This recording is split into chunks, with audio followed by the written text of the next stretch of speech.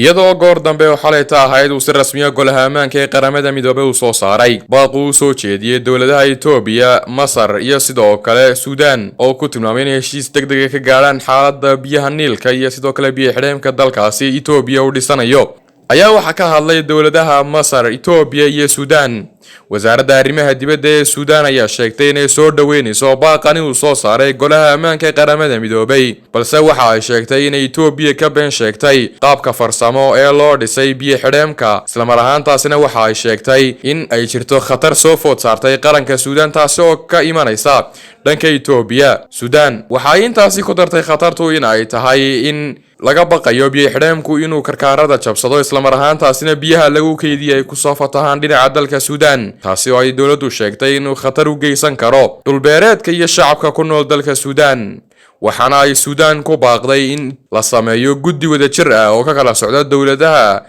isku haya arrinta Niilka iyo sidoo kale Midowga Afrika, kuwaas oo baaritaan rasmi ah ku sameeya farsamada dhismaha biyo xidheenka dalka Itoobiya. wasaaradda arrimaha dibadda Itoobiya ayaa dhankeeda sheegtay in aanay aqbali doonin shardi kasta oo la soo hordhigo si loogu soo noqdo heshiiskii 2015 la wada gaadhay, laakiin waxa ay sheegtay inay diyaar u tahay in wada hadal arrinta lagu xalliyo, iyadoo bishii Juun ee sanadkani dowladda Itoobiya shaacisay in ay bilaabi doonto buuxinta qaybta labaad ee biyo xidheenka dalkeeda. dhanka kale, wararka qaar ayaa sheegay in Itoobiya si rasmi ah u bilowday in ay koronto ka dhaliso biyo xidheenka, taasi oo ay Suudaan iyo Masar ku tilmaameen in ay arrintaasi qalad ku tahay heshiiskii la wada galay iyo sidoo kale in lagu degdegay in la bilaabo mashruucaasi, maadaama aan heshiisa laga gaadhin qaabka loo buuxinayo biyo xidheenka, isla mar ahaantaasina ilaa hadda aanay dhammaanin qiimaynta ay dowladuhu sheegeen in lagu wado inta uu isdhimi karo webiga Niilku. wasaaradda arrimaha dibadda ee Masar ayaa iyadna sheegtay in ay diyaar u tahay in ay wada hadal la gasho dowladaha Itoobiya iyo Suudaan, isla mar ahaantaasina lagu heshiiyo qaabka loo qaybsanayo biyaha,